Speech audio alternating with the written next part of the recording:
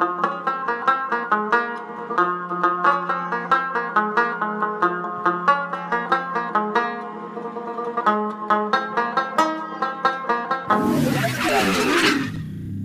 علیکم ملګرو لیخان یم امید لرم چې ټول به خیر د ژوند په موضوع کې به دا ټایم په دې کې موجود یم په منظر هوټل کې یاره پاز راته کار وکړه چې راځه چاولې مې راوړلي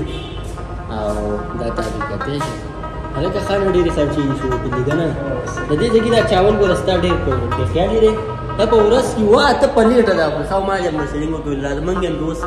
رادت کلي نو بس په غرمه کې چې دوه درې پلیټه نه یې خوړلي که نه نو کار هم نه کېږي صاحبه هغې چې دا چاولې ورته وخورو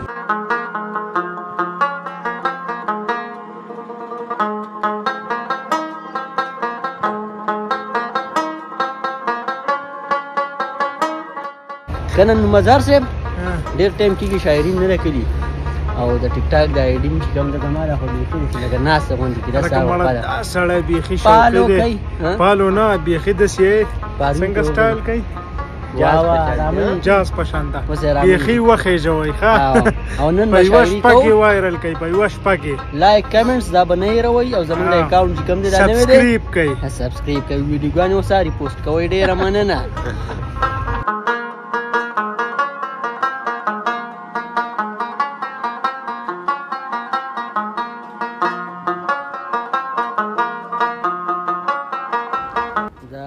قیصر را سره دی یاره بیمار و هسپتال ته مې راوستی و اته بیا و ډېره زیاته قیصر اوس څنګه یاره بس مطلب دا چې ډېر سخت خراب کړی ته به دي وه څه قیصه وه مرۍ مې ډېره مړه دا موسم بدلېږي دې د وجې بس کېدای شي دې د وجې را ونې لوېږي لکه سر ده باندې ښځه چای را باندې وڅکم مړه زه را باندې وڅکم که ته را باندې وڅکم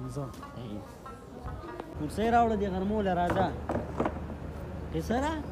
ستا کرسۍ ته خدا سړی ورشي به کرسۍ ولې راوړه بیمار دی لکه راوړه تبې ده لولیپاپ کې وړوکی شي لولیپاپ تېری خوري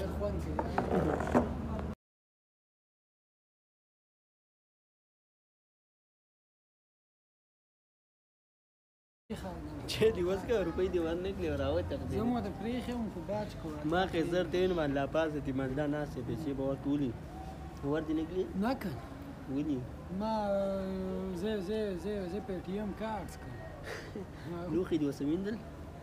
لوښي دا ته لو زما پرسنالټي دا لوښو ته انسانو ښکارېده ځکه باړې غوندې ښکاري که نه هلو او خاټیا چېرته یې لکه دروغ ته ګوره وړو کم دروغ څنګه نو تا به ورته ویلي وی چې میسج به ته اقرار کړی وی خو چې ته راغلی وی ګوره ته ځناور یې که نه دغې صحیح چانس دې خوا ګوره ځکه تا خو ویډیو هلو خبره واوره ای خاټیه واوره په دغه دی څه ټایم ځې کور ته چې ځو